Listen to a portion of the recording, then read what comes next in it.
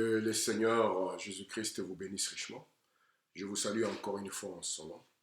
Et je remercie Dieu parce qu'il nous a gardés et nous accorde cet instant afin de communier autour de la parole. Nous allons alors remettre la réunion entre les mains de Dieu afin de demander sa grâce et sa conduite pour que ceci ne soit pas juste comme une conférence des hommes, mais que ceci soit une rencontre avec Dieu. Prions le Seigneur. Père bien-aimé, Seigneur Jésus, avec beaucoup d'humilité, nous venons à toi, Seigneur. Nous savons, oh Dieu bien-aimé, que dans la chair, nous n'avons aucun mérite. Mais par ta grâce, oh Dieu, tu as placé en nous, Père bien-aimé, la sémence de vie. Et c'est cette sémence, Seigneur, oh Dieu, qui te veut et qui te désire. C'est elle qui crée en nous, Seigneur, qui nous pousse vers toi. Voici pourquoi nous venons à toi, ô Père, parce que nous croyons, Seigneur, ô Dieu, que tout ce que nous sommes, tout ce que nous avons, des biens, des meilleurs, nous les tirons de toi. Ainsi, Père, viens au milieu de nous, Seigneur, pour nous faire du bien, pour faire du bien à l'homme intérieur. Tu nous as dit, Seigneur Jésus, que quand l'homme extérieur dépérit, c'est là où l'homme intérieur lui prend la relève. C'est là où il prend sa force. Ainsi, nous venons à toi, ô Dieu, afin que nous ne puissions pas vivre selon l'homme extérieur, mais que nous puissions vivre selon l'homme intérieur. Parce que l'homme intérieur, c'est Dieu. Et toi, tu nous as placés sur la terre afin que nous puissions être ta partie visible. Toi qu'on ne pouvait pas voir, qu'on ne pouvait pas connaître, qu'on puisse te connaître dans la forme de tes fils et de tes filles, Seigneur. Regarde, Père, nous sommes autour de toi.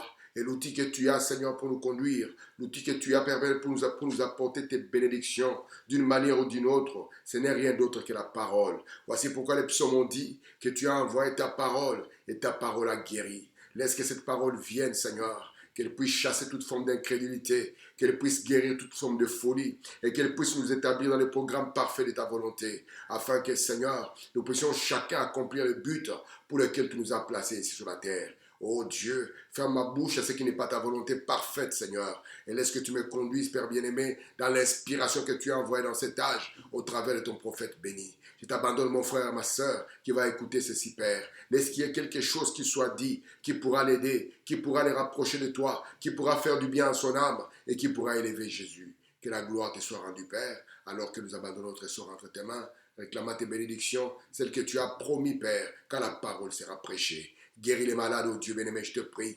Délivre les captifs, ô Père bien-aimé. Ouvre les yeux des aveugles, Seigneur Jésus. Et établis tes fils, établis tes filles, Père bien-aimé, positionnellement en toi, afin qu'ils reconnaissent ce qu'ils sont et qu'ils puissent, ô Dieu bien-aimé, accomplir les buts pour lesquels nous sommes sur la terre. Que la gloire te soit rendue, ô Dieu, alors que nous te bénissons avec tout ce qu'il y a en nous. Et nous disons merci, Seigneur, parce que toi, tu es bonté pour nous, au nom du Seigneur Jésus-Christ. Amen. Nous allons lire la parole. J'ai un peu ma main qui est bandée parce que j'ai eu un petit souci avec cette main. Donc je vais essayer de ne pas trop la montrer. Alors, je vais lire ici dans Genèse au chapitre 2. Je lirai le verset 16 et le verset 17. Et puis, je vais lire le verset 5, Genèse chapitre 5, juste le verset 3. Je suis dans Genèse chapitre 2, je suis au verset 16. L'Éternel Dieu donna cet ordre à l'homme.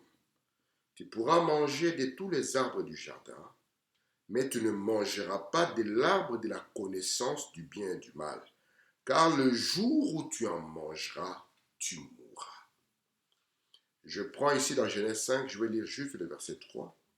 Adam, âgé de 130 ans, engendra un fils à sa ressemblance, selon son image, et lui donna le nom de Seth. Amen.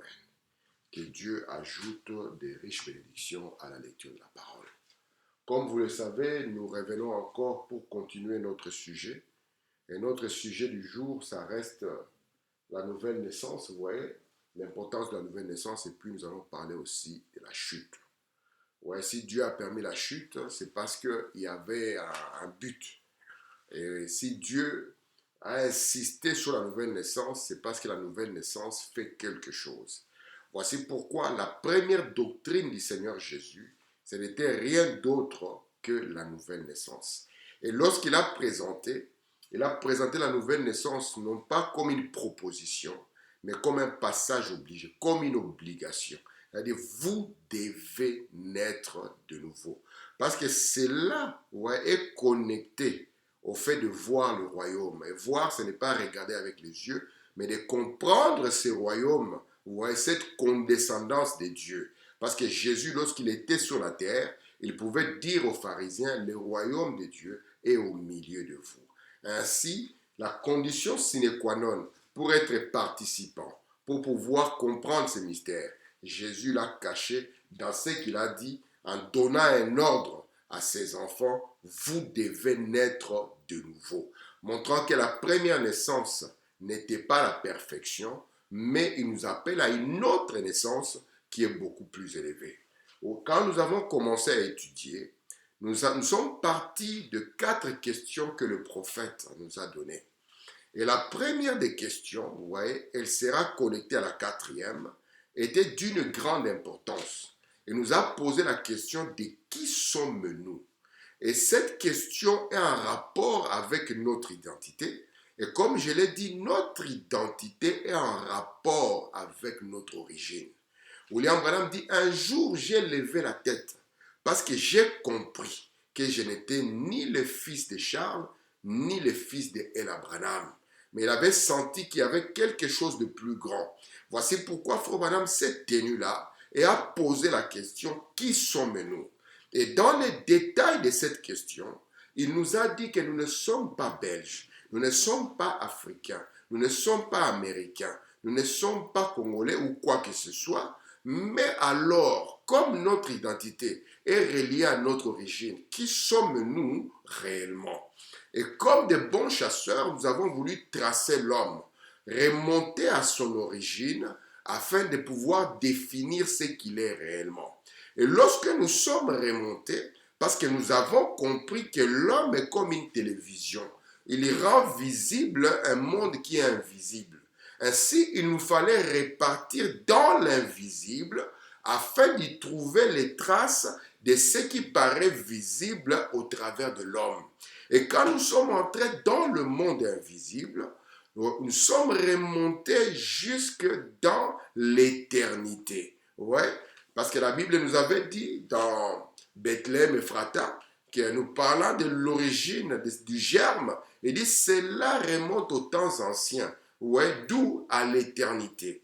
Et quand nous sommes partis dans l'éternité, nous étions stupéfaits.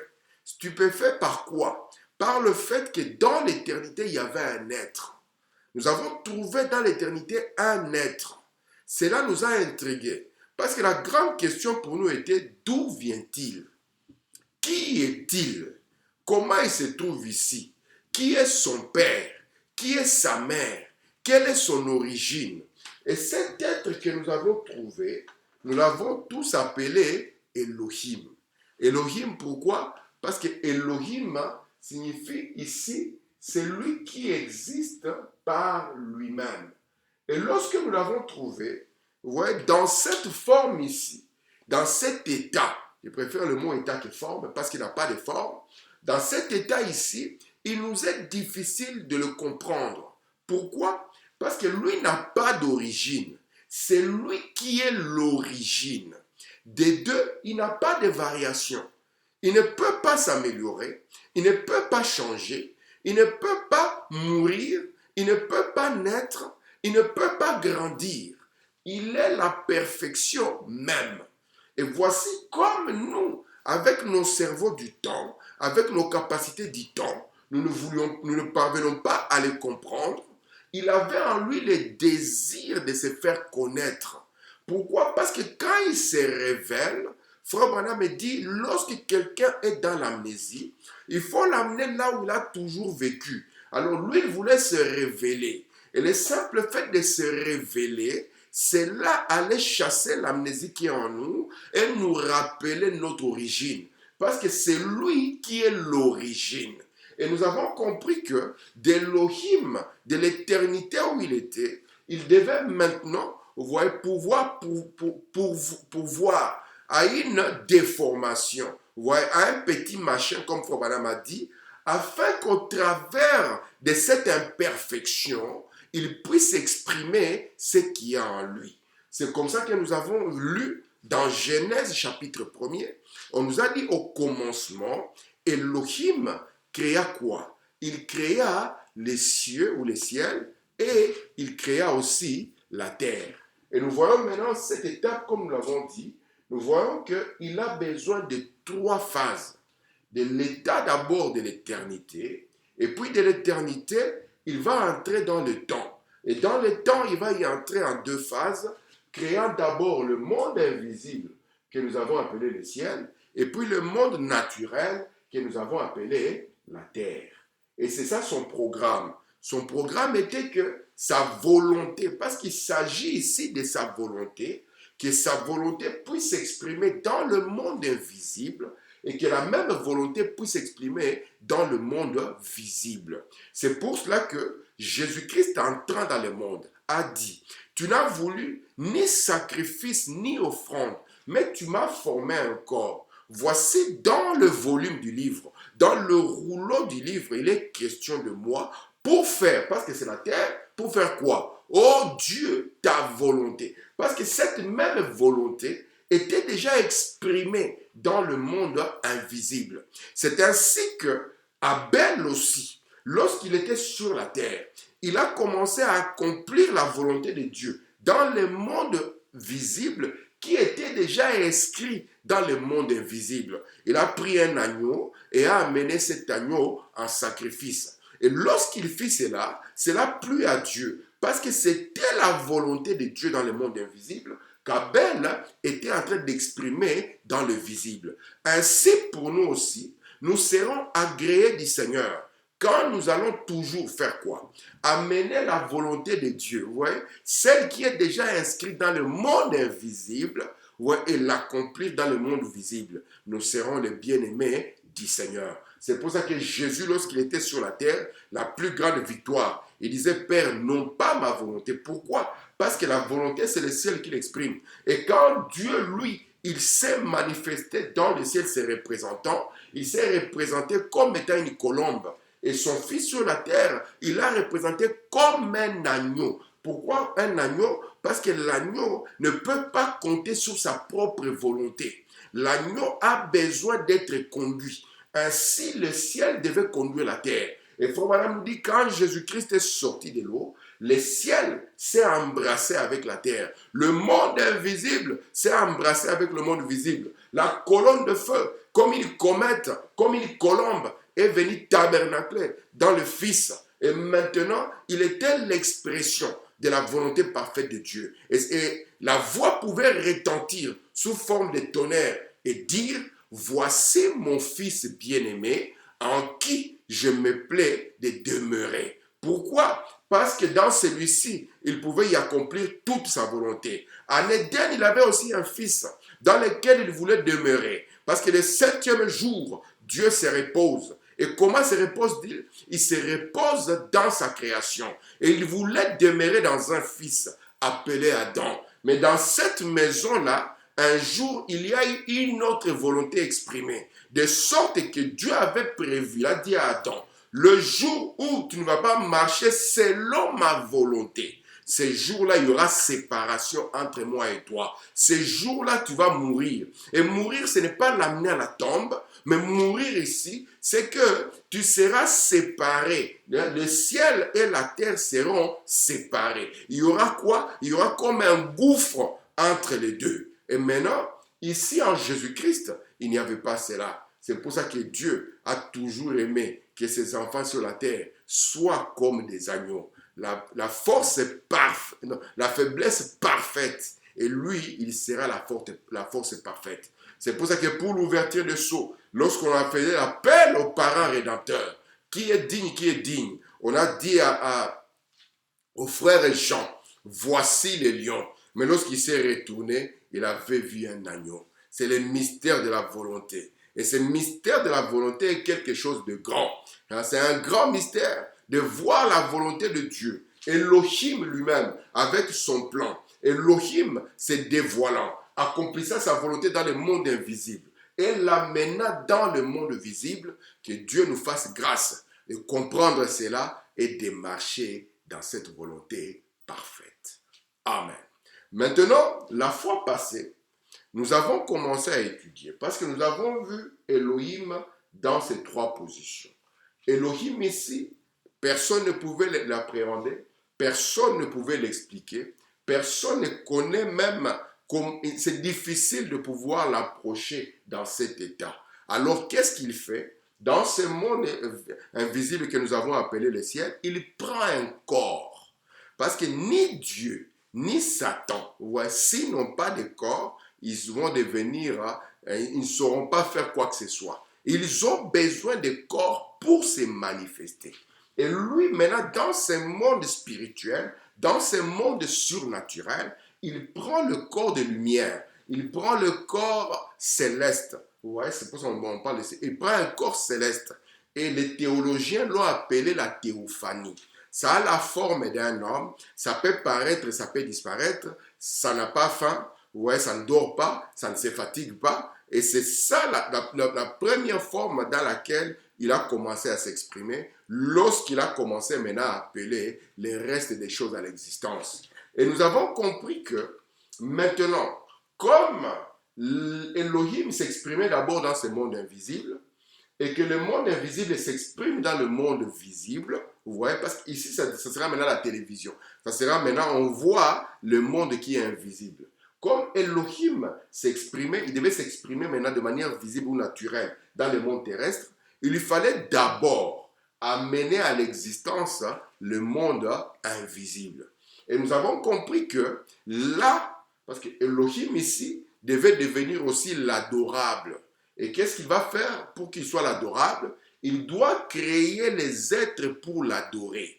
Et il va créer les êtres pour l'adorer. Et nous avons vu qu'il va créer les anges. Et maintenant, dans cet état ici du monde surnaturel, nous avons vu qu'Elohim avait une position. C'est lui maintenant qui avait la position du Logos. Et la position du Logos, c'est la position de Dieu. Ici maintenant, dans ce monde, il s'exprime comme Dieu. Vous voyez? Et maintenant, juste en dessous de lui, il y a Lucifer. Lucifer, c'est lui qui l'introduit. Ouais. Parce que Dieu n'aime pas venir sans avoir quelqu'un qui peut l'introduire. Ce n'est pas le programme de Dieu. Si Jésus vient sans que personne ne puisse l'introduire, il faut madame dire, il fera la même erreur que David. Donc lui, pour pouvoir arriver, il faut d'abord qu'il y ait quelqu'un qui l'introduise. C'est le programme de Dieu qui est écrit dans la nature, c'est le programme de Dieu qui est écrit dans la parole, et c'est le programme de Dieu que Dieu a placé dans les cœurs du croyant. Amen. Voici pourquoi quand les disciples avaient compris que Jésus était le Messie, ils ont compris. Lorsqu'ils ont compris, ils ont compris qu'il est impossible que le Messie vienne sans qu'il soit introduit. Parce que ce n'est pas le programme de Dieu. Frère Branham dit, quel est le lien entre le Messie et Dieu? William Branham dit, le Messie et Dieu. Alors ils ont compris que Dieu ne peut pas venir sans que quelqu'un puisse l'introduire. C'est ainsi que Lucifer, le type de l'étoile du matin, introduisant le soleil, il devait être celui qui était comme le bras droit de Dieu. Il devait travailler dans sa puissance. Il devait travailler sous sa volonté. Et la première fois qu'il y a un problème de volonté, vous voyez, c'est ici dans le monde invisible. Et en dessous de lui devaient être maintenant les autres êtres du monde céleste. Et nous trouvons maintenant ici qu'il y a deux êtres. Il y a un qui est qui? Qui est Elohim, prenant une forme. Et Elohim, qu'est-ce qui le caractérise?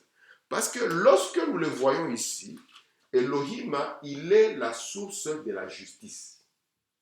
Ouais, il est la justice. Il est la source de la vie. Et particulièrement de la vie éternelle. Voici pourquoi, pour pouvoir bénéficier de la vie éternelle, c'est quelque chose qui ne se distribue pas. Il n'y a pas une église qui puisse vous donner la vie éternelle. Ouais, il n'y a pas quelqu'un qui puisse vous donner la vie éternelle. Mais la vie éternelle est cachée en Elohim. C'est lui qui n'était pas en lui. Il est impossible. Vous voyez? Comme je suis en train de dire que votre père, ou bien votre origine, parce que votre origine c'est votre père, il a quelque chose de lié à votre identité. Remarquez un jour Jésus étant sur la terre, il se retrouve avec des éminents prédicateurs. Qui se revendiquent étant enfants d'Abraham.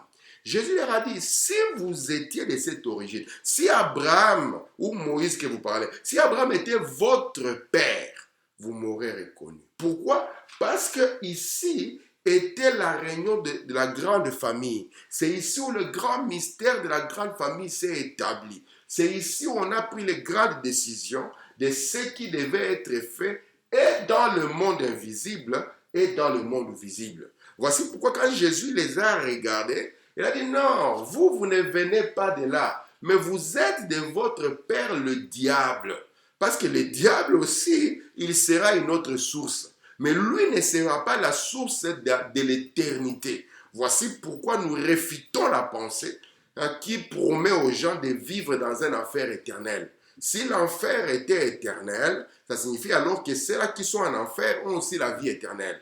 Parce que pour pouvoir demeurer éternellement dans un enfer éternel, ça signifie que vous devez aussi avoir la vie éternelle. Mais l'enfer n'est pas éternel. L'enfer est pour un temps. Des aïons de temps, mais c'est toujours un temps. Parce que dans le domaine du temps, nous avons la notion de ce qui commence et de ce qui finit. Voici pourquoi nous avons fait la distinction entre la première étape d'Élohim et l'étape du temps.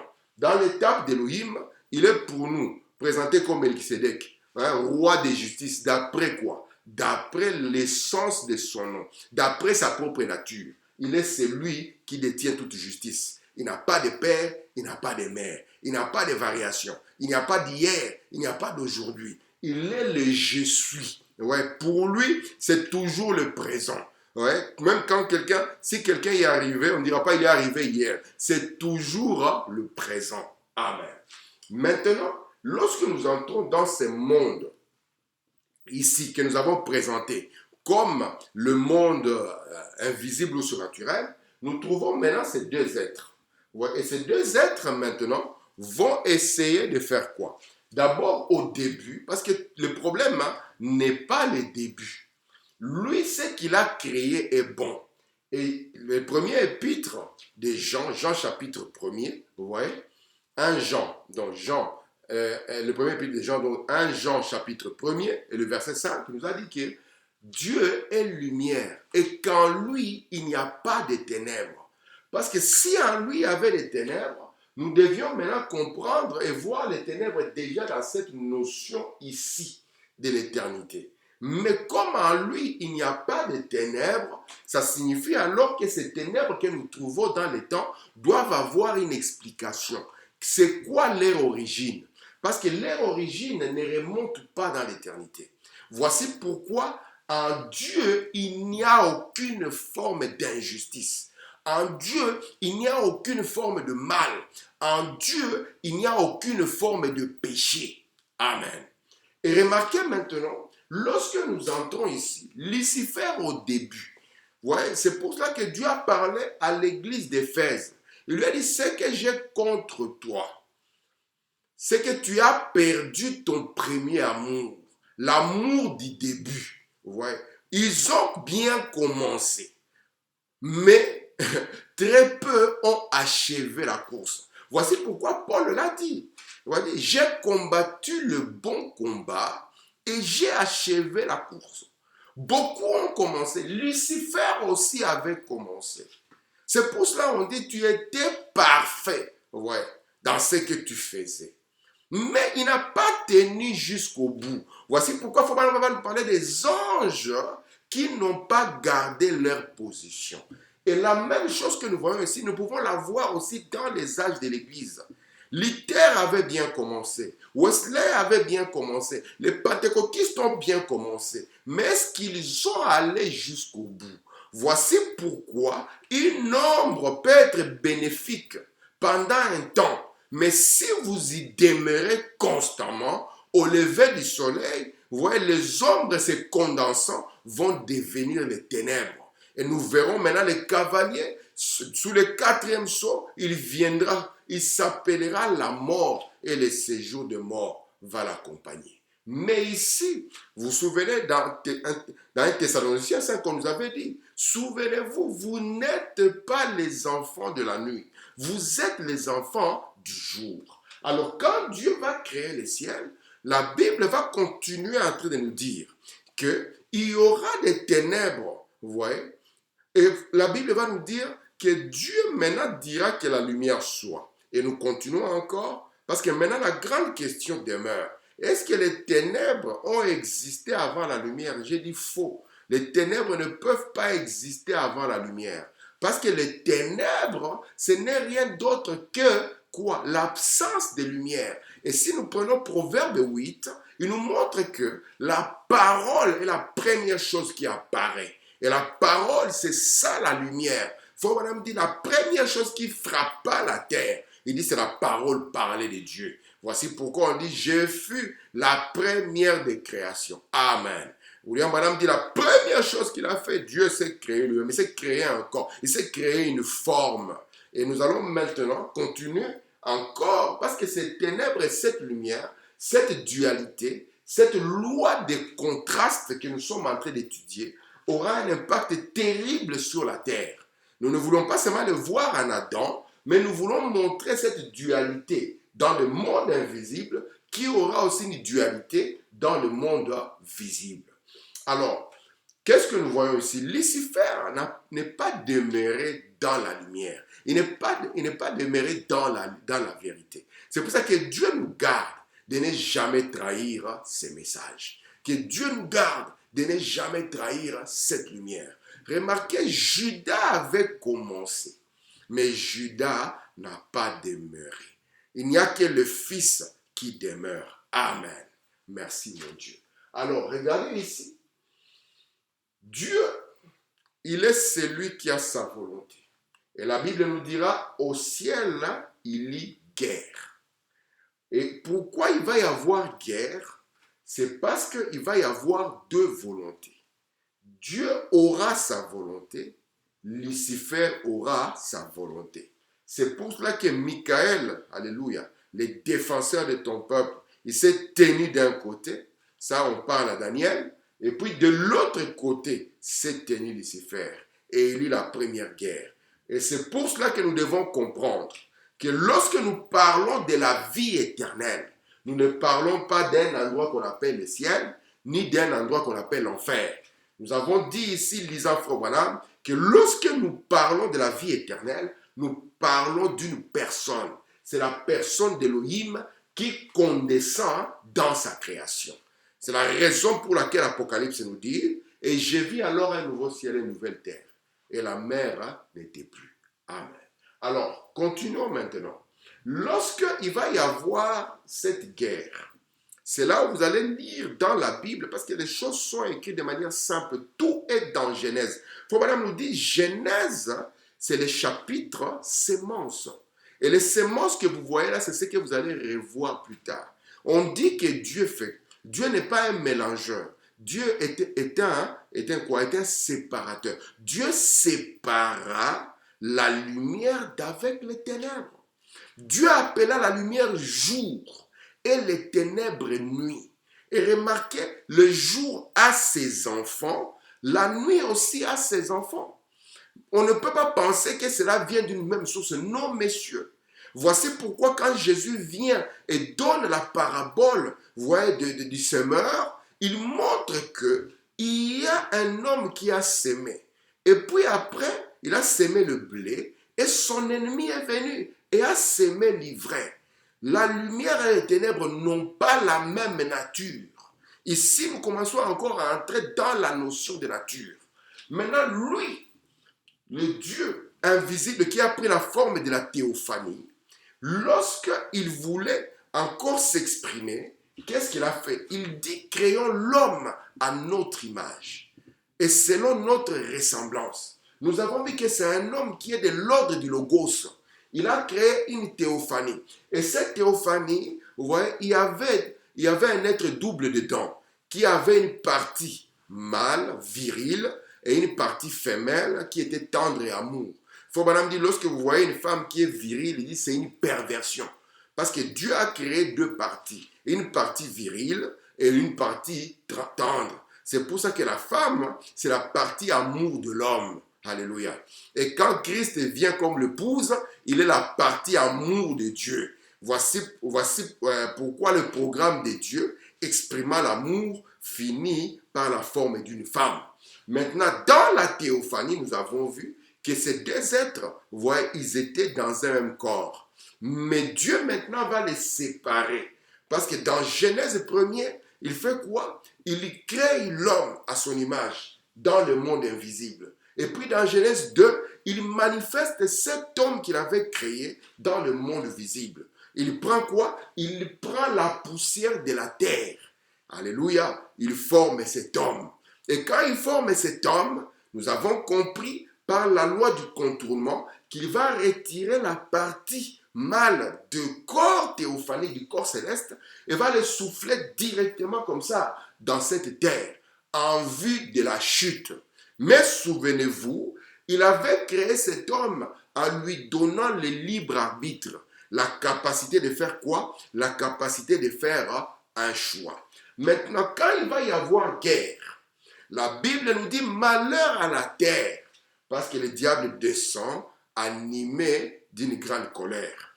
Et ici, la volonté, c'est quoi? Vous allez remarquer que la guerre des volontés qu'il y avait, c'est que chacun voulait être le top. Parce qu'on appelle Dieu objet d'adoration. Et objet d'adoration, c'est quoi? C'est la chose qui prend la première place. C'est la chose que vous aimez le plus. Parce que adorer, c'est aimer le plus, c'est donner la première place. Lucifer voulait aussi prendre la première place. Voici pourquoi, dans Ésaïe 14 et dans Ézéchiel 28, on donne les précisions pour lui.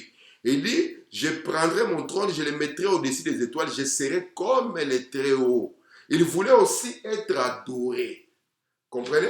Alors, comme il voulait être adoré, il voulait être aimé le plus, il voulait être placé à la première position, lui, ses désirs aussi était qu'il voulait aussi s'exprimer, parce que tout ce qui est invisible s'exprime sur la terre. Mais comment va-t-il le faire? Il n'est pas l'auteur de la vie. Il n'est pas celui qui donne la vie. Ici, déjà, on commence à l'appeler le dragon. Et on va plus loin, on l'appelle le serpent ancien. Donc, il y a quelque chose que lui, ce monsieur, va fomenter dans ce monde visible. Nous trouvons ici qu'il y a le fils Adam. Le fils Adam, il est le type du père. Nous sommes toujours dans notre loi des contrastes. Oh là là, mon Dieu, c'est déjà une demi-heure, je ne voyais pas. Mais ce n'est pas grave, nous prenons notre temps, parce que j'aimerais que cette matière entre à vous. Et le fils Adam, lui, il est l'équivalent. Parce que lui, il est le Dieu de la terre, tandis que le grand Dieu, il est le Dieu de l'univers. Alors qu'il est là, il y a un être qui est semblable à lui dans la chair. Et cet être qui est semblable à lui dans la chair, on l'appelle le serpent. Ouais. Le serpent en anglais, pas le snake. Voilà. Parce qu'en français, cela signifie seulement le serpent. Ici en anglais, c'est le serpent. Pas le snake, parce que le snake, c'est déjà les reptiles. Mais ici, ce n'est pas un reptile. On dit de lui qu'il était le plus rusé. Et Frère Branham est parti prendre ces mots en hébreu. Et lorsqu'il a pris le mot en hébreu, parce qu'en rusé, on dira toujours c'est un malin, mais ce n'est pas ça. Quand on dit rusé, en hébreu, ça donne le mot maha. Et maha, ça montre que ces messieurs, ils connaissaient les principes, ouais, les lois qui gèrent la vie. Ces messieurs les connaissaient. Voici pourquoi Dieu s'exprima dans les temps. Il faut madame dire Dieu n'existe pas dans les temps. Dieu ne s'exprima pas dans les temps. Il a placé des lois. La reproduction est basée sur une loi. Amen. Et c'est pour cela que beaucoup de gens qui ne prient pas parviennent même à avoir des résultats là où les croyants n'ont pas de résultats. Pourquoi? Parce que lorsqu'on comprend que tout est loi, amen, on commence maintenant à agir en accord avec les lois. Parce qu'il y a les lois de l'esprit, il y a aussi les lois de la nature. Et ici, les lois de la nature, il y a les lois de la reproduction, il y a les lois de l'ensemencement, il y a des lois pour naviguer, il y a des lois pour voler. C'est ce que l'homme a compris et qui a amené toute cette grande révolution scientifique que nous avons. Ainsi, ces messieurs, ouais, disposés à être un bon scientifique, connaissaient des principes. Alléluia. Maintenant, comme notre ami ici, Lucifer, et lui, ce qu'il a fait, comme il n'est pas un créateur, regardez la distinction, en haut, nous aurons un créateur, et ici, nous aurons un pervertisseur. C'est ça leur définition. Dieu est créateur, Et Lucifer est pervertisseur. Donc il peut voir ce que Dieu a fait, alors il est perverti. Parce qu'on dit de lui qu'il est le père du mensonge. Et dans la loi des contrastes, vous ne pouvez pas avoir un mensonge si premièrement il n'y a pas la justice. Vous voyez? C'est pour ça que le premier qui apparaît, c'est qui? C'est le roi des justices. Maintenant, pour que le mensonge soit, c'est que vous devez prendre la justice et vous allez pervertir cela. C'est pour ça que l'adultère n'est rien d'autre qu'un acte perverti. Vous voyez? Tout ce qu'il fera, ce n'est pas une création. C'est quoi? C'est pervertir. Faire que la lumière ne soit pas là, que la parole n'y soit pas. Amen. Dans toute sa splendeur. Regardez maintenant ici. Oh, merci Seigneur. Regardez ici. Ici maintenant, sur la terre, nous aurons Adam. Il sera l'équivalent de son père. Il sera l'équivalent de Dieu. Et le serpent Lucifer va venir faire quoi? Il va venir entrer dans le serpent en vue d'amener ses enfants. Je vais lire quelque chose ici rapidement. Frère Branham dit ceci dans Qui dites-vous que c'est du 27 décembre 1964.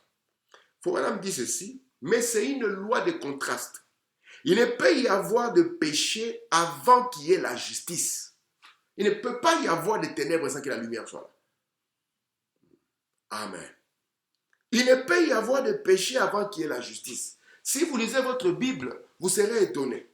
En lisant la Bible, on va vous dire, le 4e jour, Dieu créa les luminaires. Et il va sembler que la terre, elle est maintenant plus vieille que le soleil. Si vous n'avez pas un prophète, vous allez vous engloutir. C'est pour ça que quand Jésus est venu, le 4e jour, Jésus est arrivé sur la terre le 4e jour. Parce que d'Adam à Noé, c'est 2 jours, 2000 ans. Et de Noé à Jésus, c'est 2000 ans. Donc Jésus est arrivé le 4e jour, exactement comme quand le soleil a été rendu visible de la terre. Mais il existait déjà parce que la terre, c'est une partie du soleil. Alors que Jésus s'est rendu visible, il a dit aux gens, avant qu'Abraham soit, je suis. C'est pour ça que Frère Branham dit ici, il ne peut y avoir de péché avant qu'il y ait la justice.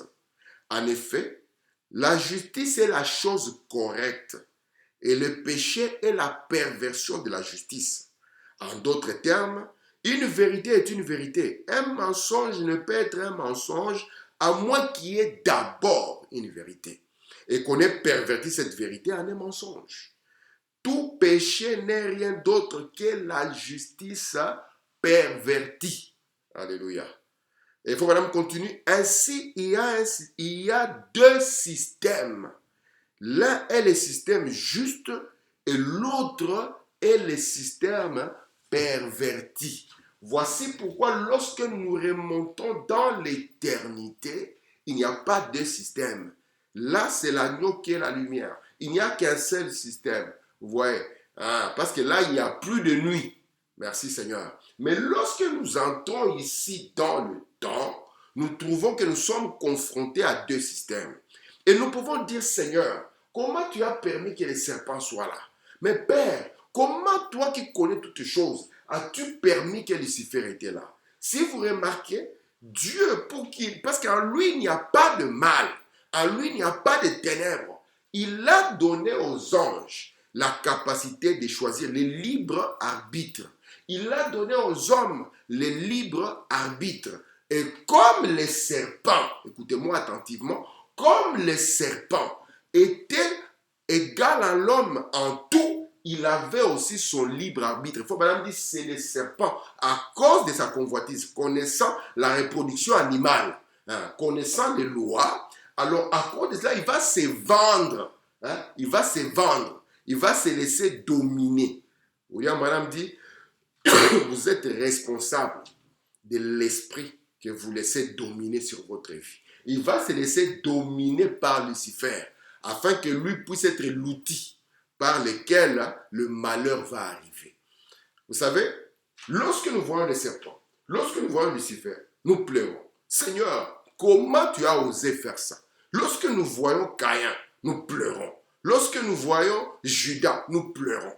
Mais le Dieu sage que nous avons, celui qui est riche en miséricorde.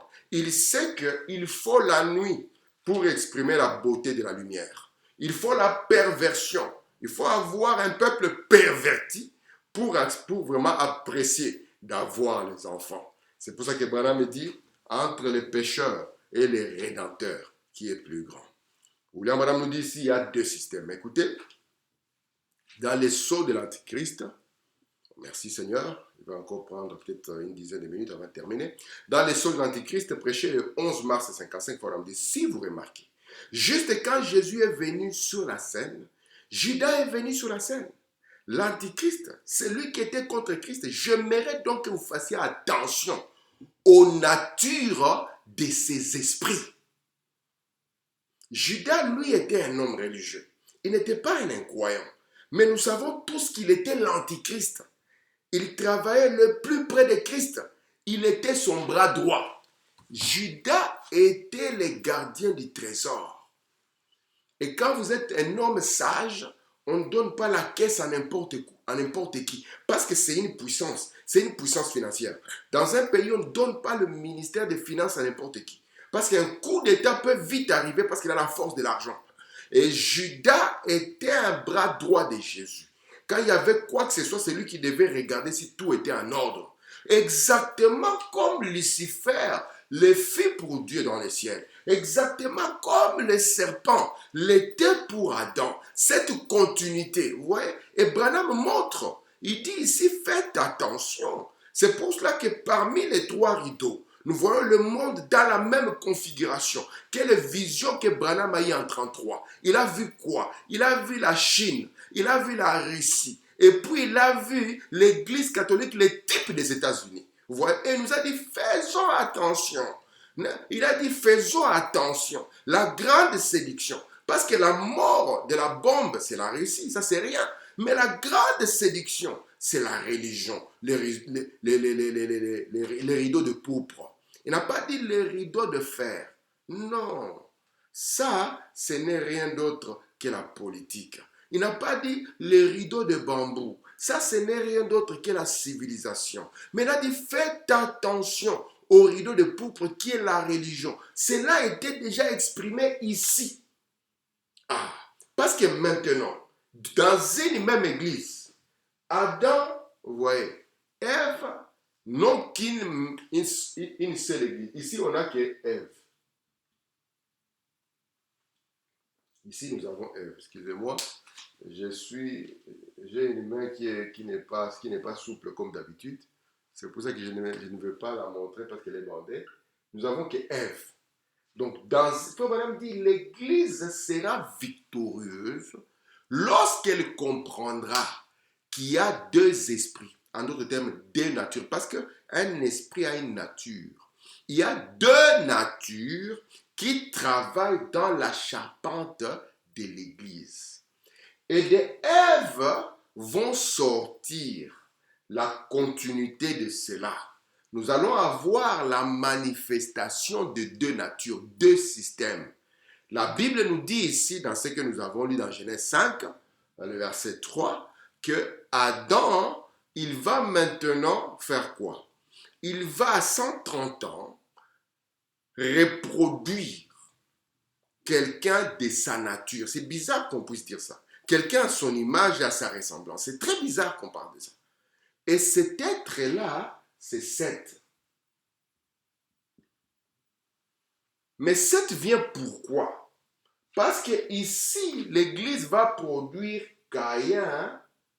La Bible nous dit Caïn qui était du malin. Et l'Église qui va produire encore Abel. Ouais, c'est ça, nos jumeaux qui nous accompagnent dans toute la Bible. D'une même femme, deux êtres vont sortir. Et ces deux êtres vont sortir, ils auront deux origines différentes. Caïn a son origine qui n'est pas Adam. J'insiste là-dessus, c'est la sémence du serpent. Tandis que Abel vient d'Adam. Regardez ici. Dieu avait dit, maintenant Dieu descendra et il va parler à ces trois êtres. La première des questions, Dieu va la poser. À qui? va poser la question à Adam. Parce que l'homme est responsable de sa femme. Mais la femme n'a pas à répondre devant Dieu pour son mari. Mais l'homme qui se targue d'être le chef, Dieu lui posera des questions sur sa femme. Et Dieu lui pose la question, qu'en est-il? Il dit, maintenant il accuse la femme. C'est la femme que tu m'as donnée. Et depuis lors, Dieu ne choisit plus pour l'homme, il te laisse choisir tout seul pour que tu sois responsable de ton choix. Mais il te dit comment choisir quand tu aimes sa volonté. Mais comme Dieu n'a cure du serpent, vous savez, quand il y a eu guerre dans le ciel ici, Dieu n'a pas cherché à aller rédempter les 2 tiers des anges. Il n'a pas dit non, je vais mourir dans le monde invisible pour eux. Il n'y avait pas de sang pour eux. Il n'y avait pas de vie pour eux. C'était des créatures de temps. Ainsi, l'enfer fut pas créé pour les êtres humains. Fut créé pour Lucifer et ses 2 tiers d'anges. Mais ici maintenant, lorsqu'il voit cela, il y parle maintenant aux deux. Je mettrai l'inimitié, parce qu'il est le Dieu qui sépare les ténèbres de la lumière. Je mettrai l'inimitié entre ta sémence. La première fois, il commence à annoncer à la femme une sémence.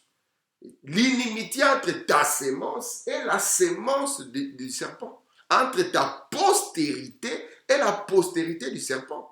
Donc, le serpent avait une postérité.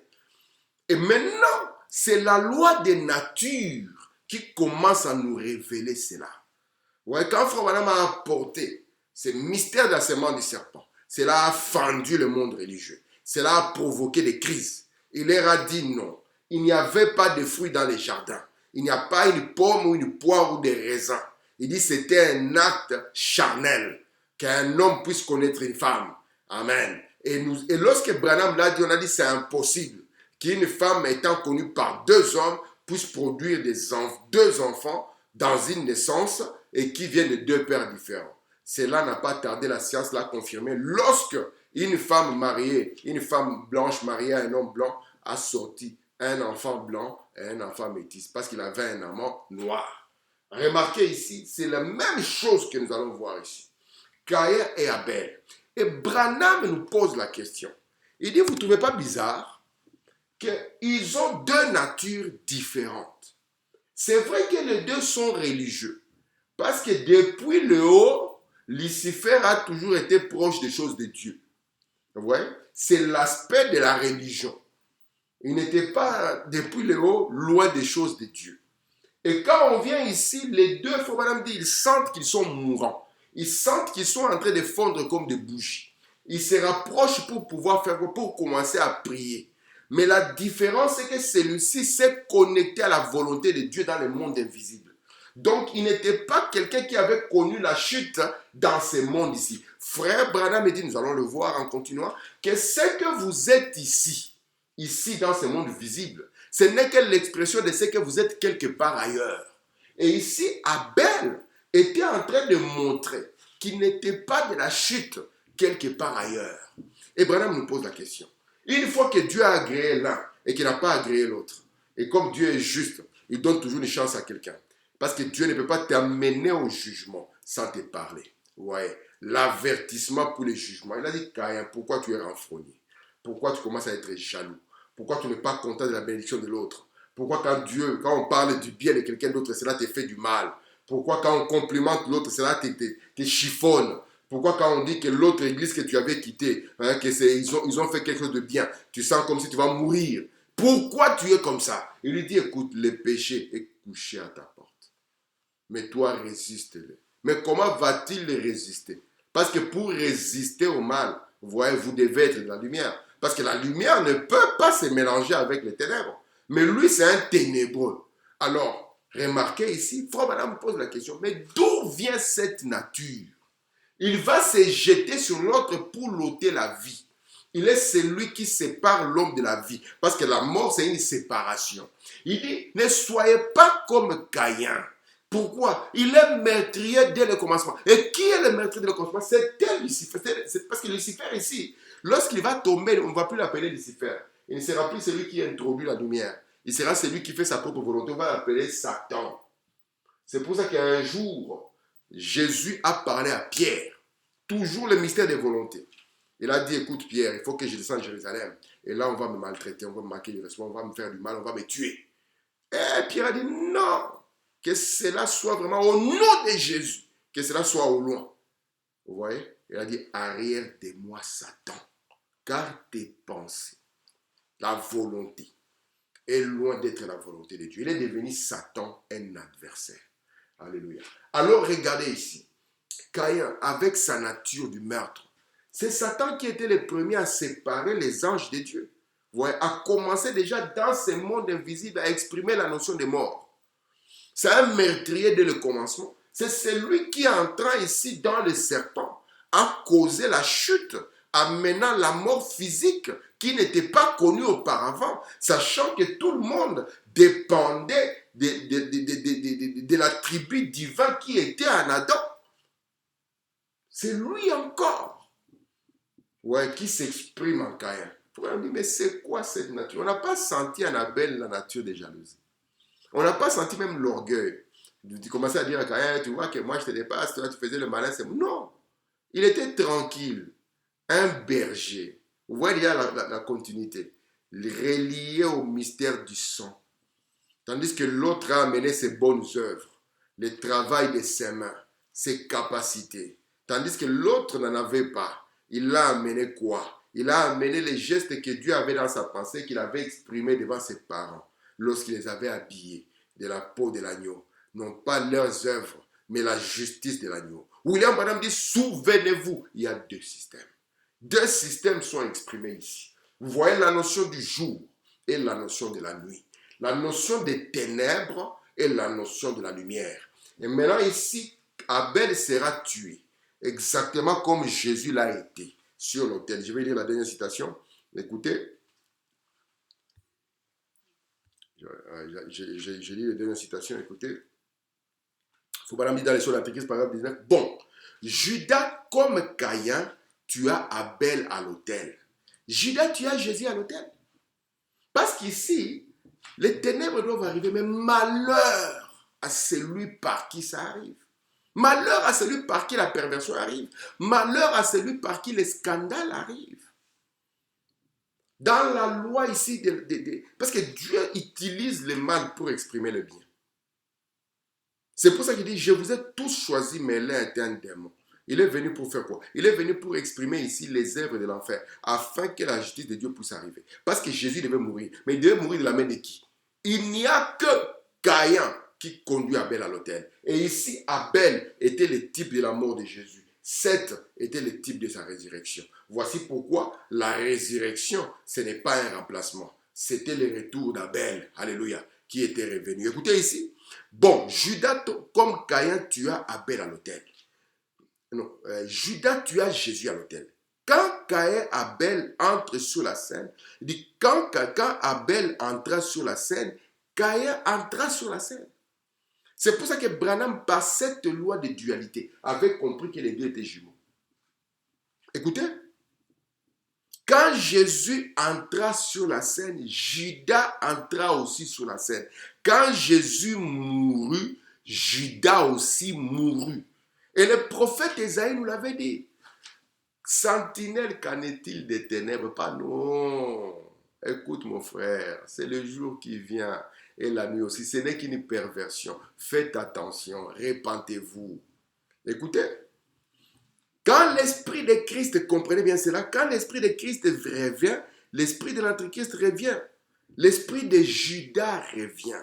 Judas était l'homme de Satan. Christ était l'homme de Dieu.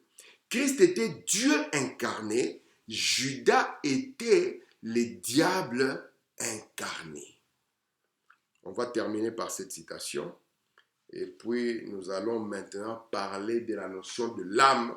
Maintenant, nous allons voir la notion de l'âme dans la race d'Adam, la notion de l'âme dans les autres messieurs, la sémence et la postérité des serpents. J'ai lu Frère Branham ici dans la dernière citation, je suis dans pourquoi je suis contre la religion organisée. Nicodème savait que lui en savait sur la vie. Mais nous avons compris que Le problème ici, ce n'est pas d'en savoir sur la vie. Lui aussi, il en savait sur la vie. Écoutez ici, voilà me dit. Nicodème savait que lui, parlant de Jésus, en savait sur la vie. Mais Nicodème ne savait pas que Jésus était la vie éternelle. C'est ce que l'homme auquel il s'adressait, c'est ce qu'était l'homme auquel il s'adressait. Le messager, la lumière du jour, la lumière du monde, la lumière, lui, dans les ténèbres ne l'ont point reçu. Donc la lumière du jour, c'est un homme. Et c'est ça la vie éternelle. Voici pourquoi Jésus parlant de la vie éternelle, il a dit dans Jean 17, or la vie éternelle consiste dans le fait qu'il te connaisse toi, alléluia, Dieu, et c'est lui que tu as envoyé, à savoir Jésus-Christ, parce que Dieu n'envoie que Jésus. C'est pour ça que Paul dit, Galates 4, que louant les gens m'avaient reçu, non pas seulement comme un ange, mais comme le Seigneur Jésus lui-même. Et c'est ça le mystère de la vie. Mais qui va les recevoir? C'est pour ça qu'il crie, à qui enseignerai-je la doctrine? À qui enseignerai-je la sagesse? Est-ce que ce sont des enfants qui, apprenant toujours, n'arrivant pas à la connaissance? Qui viennent d'être sévrés à la mamelle? Vous comprenez? Mais ici, il s'agit de la condescendance de Dieu. Au temps du soir, la lumière paraîtra. Et le chemin du retour, toi, tu trouveras la lumière, le mystère de la vie éternelle. Et la lumière, c'est un homme. La lumière, c'est le message. La lumière, c'est le messager. Parce que le message et le messager sont un. Et une fois que ce message, lui en toi, vous voyez, cela chassera toute forme de ténèbres. Il n'y aura pas une cohabitation. Il n'y aura pas quelqu'un qui est entre les deux. Exactement comme Caïn. Parce qu'ici, dans l'éternité, c'est l'arbre de vie. Et dans le temps, c'est l'arbre qui a les deux. La connaissance du bien et du mal. Que Dieu nous garde. Parce qu'il avait dit, c'est lui qui vaincra. On lui donnera accès à l'arbre de vie. Et je crois que nous sommes les vainqueurs. Parce que tout ce que Dieu a donné comme récompense, ce n'est que la vie éternelle. Que Dieu vous bénisse. Shalom.